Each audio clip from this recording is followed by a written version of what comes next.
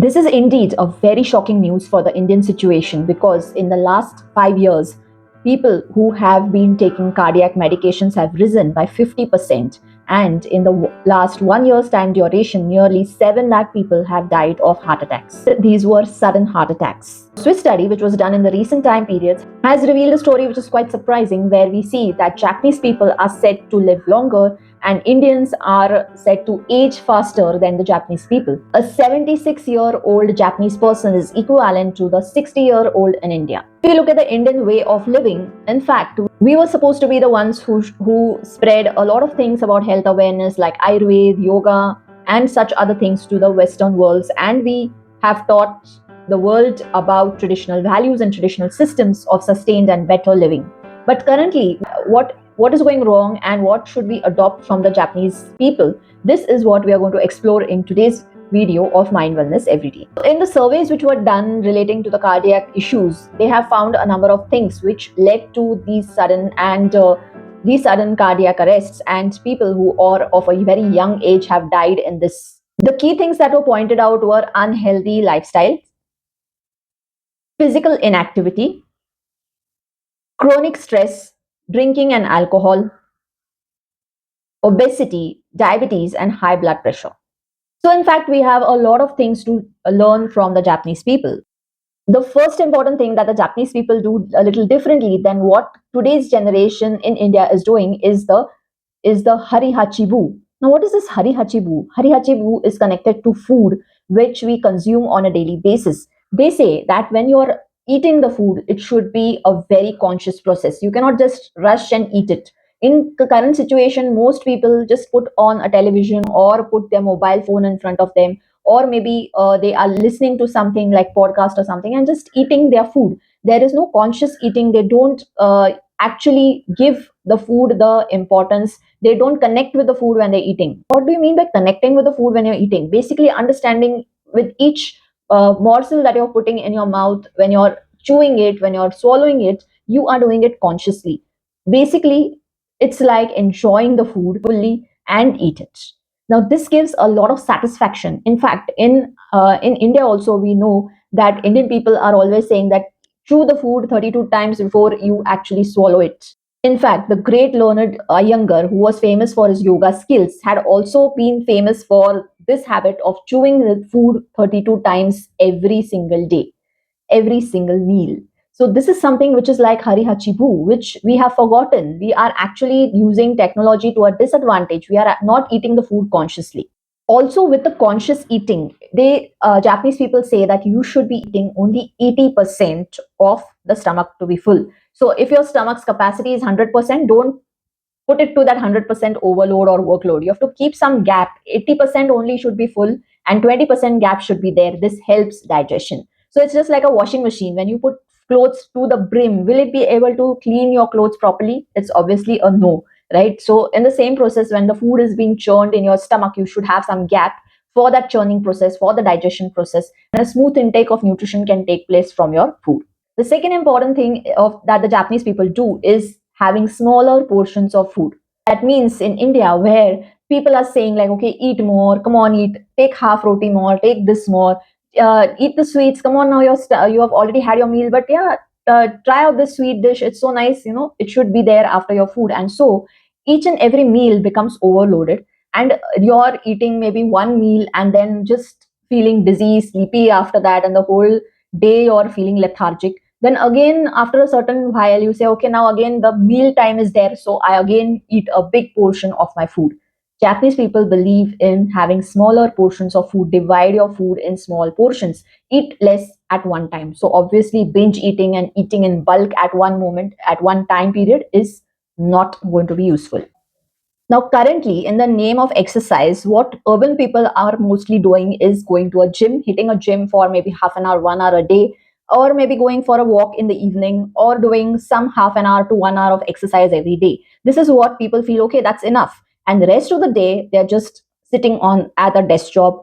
They're binge watching after they come back home, a television or something. Having that exercise routine of 1 hour every day definitely is a good thing rather than not having any exercise. But Japanese people believe in something else. They believe that there should be movements in natural way. So it's just like having a chore done at your home, cleaning your home, cooking, having folding your bed sheets every day, going for a walk in the park with your children, having taking the dog out for a walk, or just playing with your children in the park, doing different activities in which give you natural movements. Even just like, just having a drawer cleaned up or a cupboard cleaned up in the day. So all these things, what people are doing, they're just outsourcing it to somebody else, maybe maids, maybe people who are doing that, who are doing these things. And so what happens, the actual moving time for you is only 1 to 1.5 hour in the day. Rest of the day you're just sitting at a desktop. This naturally leads to cardiac issues. The next time you feel housework is something which is not my cup of tea and not something which I should be doing, you should remember the Japanese people stressing on the natural movements. So, in fact, when you do your housework, it becomes a compulsion. And that's why outsourcing is not a good idea, because if it is a compulsion, you will do it. If it is not a compulsion, like it's a gym or it's a walk or it's an exercise routine, you will say, okay, let it be. Today I'm tired, I won't go for it. But if you say, I have to clean my room, you have to do it. You will do it because it becomes a compulsion. Fourth thing which focuses on your mental health is Ikigai. I'm sure some of you may have heard of Ikigai. It is something connected to the way of life with a purpose, living with a purpose. So Japanese people say if you live your life with a purpose, the purpose could be anything. It could be even simple joys of everyday life. Some people may say, okay, I just want to enjoy time with my family. I want to see my children grow and enjoy that family time and live. And this is what is my purpose of life. Some may say, no, I want to become a CEO of a company. So that is their purpose of life. Some of the people may say, I just want to lend a helping hand to different people around me, and that is my purpose of life. Some may say, no, I just don't want to do anything. It could just be like I enjoy my life to the fullest. I read, write, travel, do everything which I feel, and that makes me happy. So, this could be the different ways in which purpose of life can be defined. So, when you have a purpose of life, it naturally impacts your mental health in a very positive way. Anxiety levels are reduced. And when anxiety levels drop, cortisol in your blood drops. And when cortisol drops, naturally your cardiovascular health remains well. Now, some people may say that, okay, I don't know what my purpose of life is. Even if I think about it, I am not able to find the answer. And that's fine, because ultimately, purpose of life, if you don't have a defined purpose of life, then keep doing what you really like. And while you're doing something which you like, which gives you joy and happiness, it's as good as you're moving towards a healthy life. And maybe while doing those activities which are giving you everyday joy, you actually land up with Ikigai. You suddenly find your purpose of life, which there was a person who used to like fruits growing on a tree. He used to just enjoy looking at the fruits growing on the tree. So what he did, he bought a piece of land and started cultivating fruit trees. And then slowly he started doing business out of it. And then he said that, okay, I'm combining my enjoyment with business. And this becomes my purpose of life, growing fruits, delivering them fresh to the homes of people. So this is how Ikigai can help you build your mental health, stress-free living, to a better life, give you a better life with reduced stress and happiness. Another thing which will surprise you is that Japanese people give a lot of importance to sleep routines and sleep. So, even during their public time, that means it could be in the office, they are just standing at the bus stop, or they are waiting for a cab, they can actually, while they're sitting, they may have a purposeful nap. These are like power naps which they have even in public places, and this is guilt free. Everybody knows that sleep is important. Having power naps can recharge you, and so they believe in this. Even at night, they say that normally you should have a fixed routine of sleep. Now, I'm not saying you should sleep early and get up early. What I'm saying is you should have a fixed sleep routine. When you have a fixed sleep routine, which is most suitable to your sleep cycle and to your own body, you will naturally feel fresh in the morning. So some may have a sleep cycle from 9 to 4, 4 a.m. they get up, they feel fresh. Some may have a sleep cycle of 11 to 6, 6 a.m. they get up and they feel fresh. Others may have a little different, right? So it doesn't matter what your timing is. What matters most is that this timing should be suitable to you and it should be fixed. So one day you sleep at 9, another day you sleep at 1 o'clock, some day you sleep at 11. This will not help you. So the sleep cycle and having power naps in between whenever you're feeling a little bored, whenever your activities are becoming more strenuous, will give you a recharge and actually help you build a happy and healthy life. Another thing Japanese people have actually taught us, and in fact, it's coming to India also very much now, which is Shirin Yoku. If you may have heard of forest walks and connecting with nature, right? Many people are taking up this activity these days where they're going for forest walks or nature walks, and this is done every week or certain portions of maybe the month that they're going for connecting with nature.